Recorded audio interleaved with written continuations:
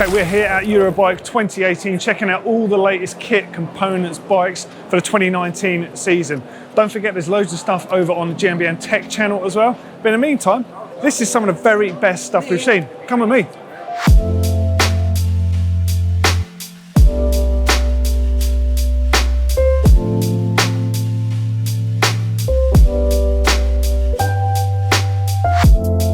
So I'm just checking out some of the orange bikes here, and as you might have noticed, they've got a 329 downhill bike. So this is their 29-inch wheel downhill bike. They've also got a 327 as well over there.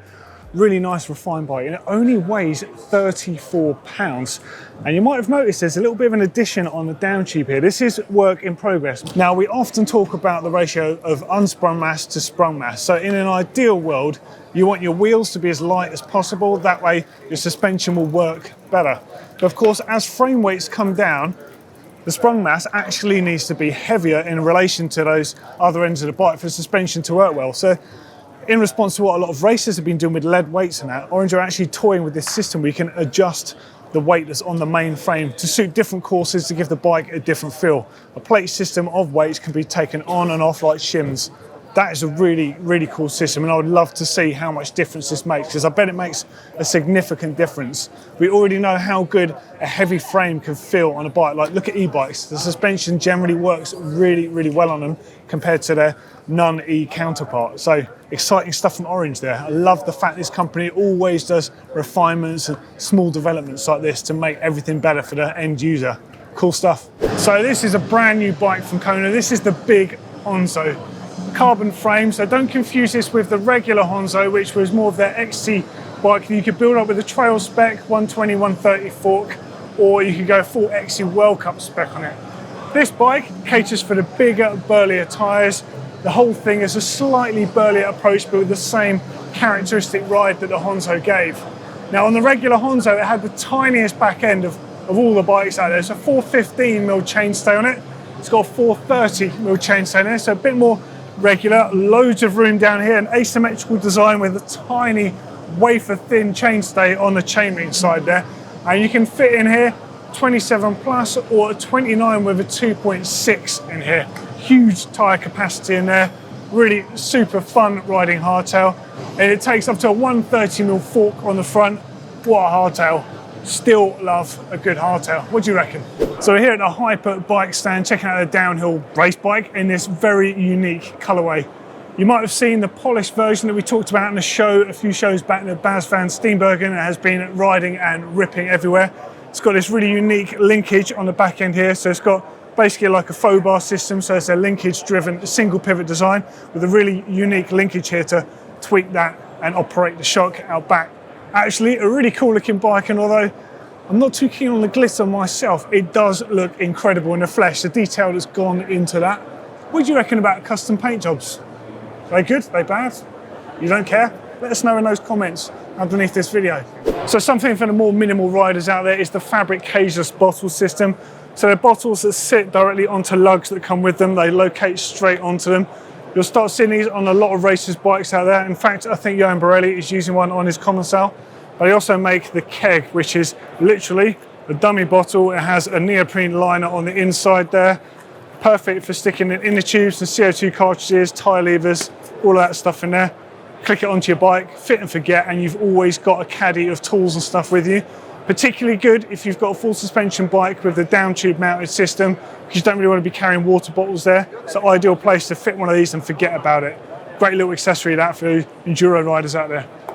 So again, another cool solution for storing things on your bike is using the bottle cage for different reasons. We've already seen the fabric cageless bottle design, and we've seen their tool keg, which can be used for storing inner tubes and things on. Now, Topeka have got some various different solutions. So they've got the Ninja system for storing different things on your bike. I use one of these on my Scott and also on my Nukeproof as well. And the Nukeproof is on the underside of the down tube. And on mine, I use it for storing a multi-tool inside. It's a very cool system. Multi-tool is always in there to solve any problems. It's got a neat rubber band around it to stop it rattling. It's a really good fit. And what it does mean is that it's always on the bike. And then sometimes what I like to do is just strap on an inner tube, got my water, got the bare minimums. Really cool system. And of course you get different options. There's the CO2 carriers here, all the way through to carrying inner tubes and bigger supplies. Some really good on-bike storage solutions from Topeak. So we've already seen the cageless bottle design from Fabric, which has those two bungs that sit on a down tube. There's another contender on the market, and this one uses a magnetic system that's completely unique. This is called FID Lock. Simple as that, goes straight back on. The thing is with this, it cannot come off. It's really, really secure. The system itself retails for about 35 euros. That is the clip mechanism. Goes on both your down tube or wherever you're going to put it on the bike. Part of the bottle, and then the bottle itself. Now you can replace the bottles individually for about 10 euros a pop, and you can replace each of the individual components. So if you've got several bikes, you can just buy the jaws that locate on the bike. And the best thing about this is the way it works. It's a magnetic system with dedicated jaws on there. And it's really easy just to find your way back home there. Excellent design, especially if you've got a bike like this pivot here that's got very limited space in which you can get a bottle on. And if that still doesn't suit you, you can have aftermarket ones to sit in different places on the bike. Let's just say, for example, you're doing bike packing and you want to fit extra bottles all over your bike. You can have these removable ones that can fit literally anywhere. And the same system applies to things like the saddleback on the back of the bike. It's a really, really cool design. Works really well. It's not going to be affected by mud or anything else. And I, for one, I'm really into that. And one of the other trends we've been seeing, of course, is with enduro-specific shoes. And this is the ME7 shoe from Shimano. Features the Michelin rubber sole on there. Heavily lugged design there. So it's really, really good for off-the-bike stuff, which, as we know, the hiker bike stuff is very important in the world of enduro. You've got a lace flap here, and you've got a buckle design on there for just undo this. Unlike previous models of the shoe, the buckle is actually on this part, so you can't smash it off the side of the shoe in any impacts. It's got the nice neoprene sort of saver here to stop dirt and debris getting into the shoe. A really solid cap on the back and the same on the toes there. Really solid shoe, the sort of performance of a cross-country shoe, but the comfort and durability of an enduro-specific product. We're seeing a lot more of this racing-focused product out there in the market at the moment. What I like about this design is that generally any sort of buckle or ratchet design tends to be bolted to the shoe itself, but Shimano intelligently have actually put this on the actual tongue flap of the shoe rather than on the side of the shoe. And the reason for that is that if you smash it on a rock or anything in passing, you're not going to rip it off the shoe. And of course that design is much better than the alternative design, which is mounting the buckle itself to the shoe. Of course, it's in a very vulnerable position, so a very well thought out product there from Shimano. And if you don't like the more subtle approach, you could always pick the slightly garish blue. Now, POC obviously do an entire range of clothing. It sits into a few different categories. You've got the downhill, got enduro, and you've got the cross country. And there's two different options within that. You've got essential, which is the basic lightweight, super comfortable stuff with all that you actually need on there. And you've got a resistance line of clothing, which has a few extra features built in, just like this downhill jersey that's got proper heavy duty elbows on there. And whilst they're not going to give you any actual protection, what it means is when you do crash, wearing your elbow pads underneath, you're not going to tear the jersey. So your clothes are actually going to stay intact a lot longer. Of course, they will help protect you against scratches and scuffs from brambles and the like, but the idea is the longevity of the product you're wearing, so you're not just going to shred it when you crash. Smart thinking. Now, another one of the products that might be a bit better for the wet weather users, or if you're a European like us, coming from the UK, got a super tough Cordura backside on them. It's actually virtually waterproof, so really good system, lightweight, breathable, short, really tough back on them. Another smart bit of product design from POC. We're here at Giro shoes, or some of you might know them as Giro shoes, checking out some of their really impressive shoes. They've got some really good stuff here. So this is the Riddance Mid, it's their flat pedal ankle protective shoe. You've got a lace saver on there, high inside of ankle protection, a Vibram rubber sole on there. They've got the lower cut versions of those as well, the Riddance, as opposed to the Riddance Mid, available in more subtle colours as well as the Lycra colours out there. Now for the clip fans, you might have seen this shoe on the feet of Aaron Gwynn in the past, very popular. And of course they've got a whole number of other shoes like their new Empire VR70, which is a knitted shoe. Super light construction, incredibly comfortable. It's kind of got a bit of retro appeal with those modern colours on there. Heavily lugged Eastern carbon sole on there. Also there's the Code Tech lace, boa system, laces with retaining Velcro straps there too. Pretty tech, eh? Love this stuff, loads of it. And for those enduro racers out there, you've got the Terraduro and the Terraduro Mid.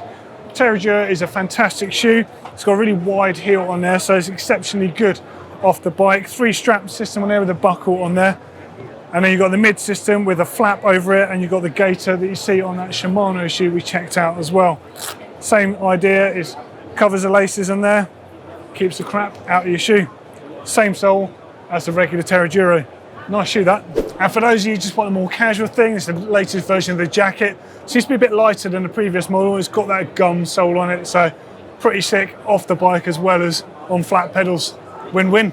Just outside the stand of FiveTen, which of course make the famous sticky rubber shoes.